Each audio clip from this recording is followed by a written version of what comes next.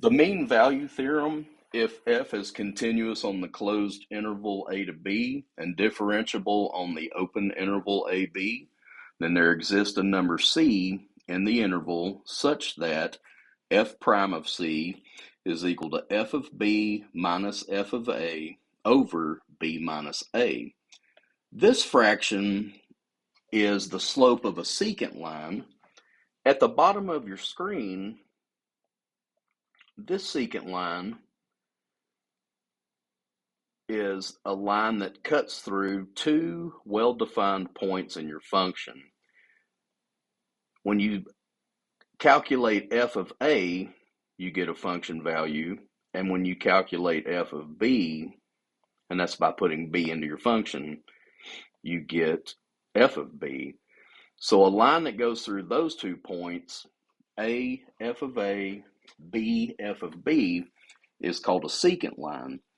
As long as your function is continuous and differentiable, then you're guaranteed a point in between a and b where your derivative will have the same slope.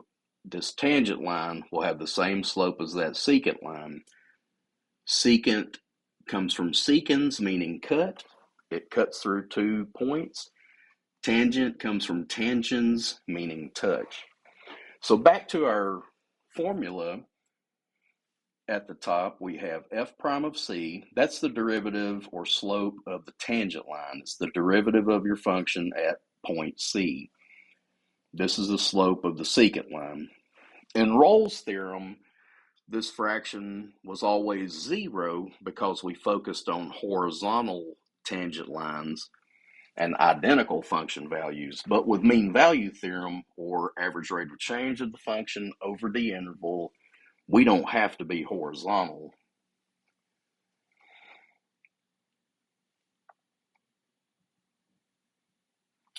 And then I made a note here, like Rolle's theorem, the mean value theorem requires continuity and differentiability across an interval.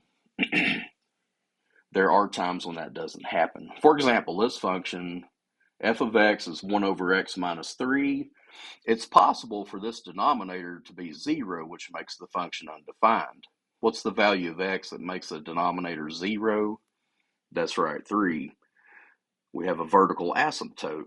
And if your function's not continuous at a point, it's not differentiable there either. We can't use mean value theorem on a function like that, at least across that interval. The graph to your right is almost continuous. It only has 1 point that's redefined at a value of 3 instead of on the actual graph. Again, if it's not continuous, it's not differentiable, and Rolle's theorem and mean value theorem both require continuity and differentiability across an interval if you're going to use either theorem.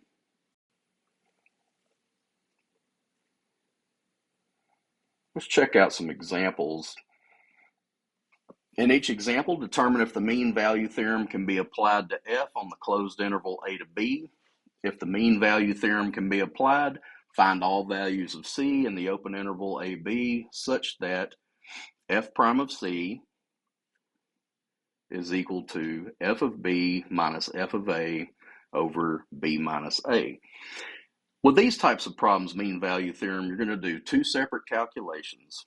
First thing you're going to do is, or the first thing I usually do is I calculate this big fraction. The interval that you're given is your a and your b. So your denominator is just going to be 2 minus 1 because that's b minus a. The numerator is the function value at 2 minus the function value at 1. To get those values, you actually have to sub those numbers into your function. So subbing in a 2, that's 3 times 2 cubed, that's 24, minus sub 1 in, 3 times 1 cubed, that's 3. That gives us 21 over 1, which is 21. Now remember that value, that's the slope of a secant line. Now let's take our first derivative, that's 9x squared. And once you get your derivative and you know the slope of the secant line, you marry those put them together, set them equal. 9x squared equals 21, and that's where you've put both sides equal. Divide by 9, 21 over 9 reduces to 7/3. Take the square root of 7/3. That's your exact C value. If you approximate, it's around 1.53. And so if you were to take the graph of 3x cubed, mark off the points 1, 3, that would be a point. 2, 24, that would be your second point. Connect those two dots. Whatever the slope of that secant line is, we actually know it's 21. This derivative, if you go to approximately 1.53, that would be a tangent line location that had the same slope of 21.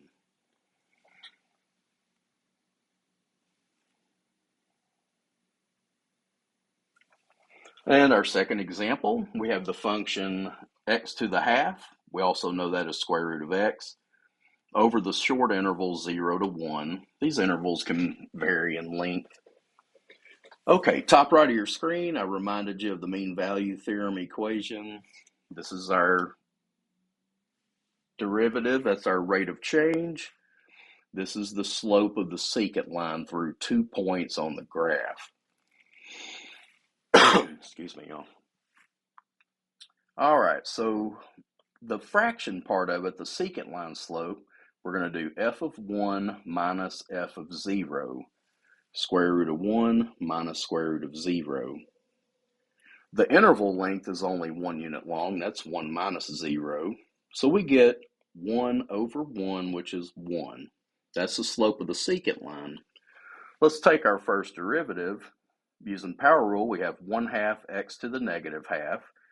I'm going to drop this term back to the denominator, and I'm also going to write it with a square root radical. You don't have to do the square root radical, but if you move it to the bottom, that negative goes away. Take your first derivative and the slope of your secant line, set them equal. That's the key. 1 over 2 square root of x. If we force it to be equal to 1, multiplied by your denominator, that tells us that 1 has to be equal to 2 square root of x. Divide off your 2. Square root of x equals 1/2 if, square both sides, x equals 1/4. So that 1/4 is your C value. If you were to graph the square root function, mark off the origin and the point 1, 1, draw a line through those 2 points, the slope of that secant line is 1.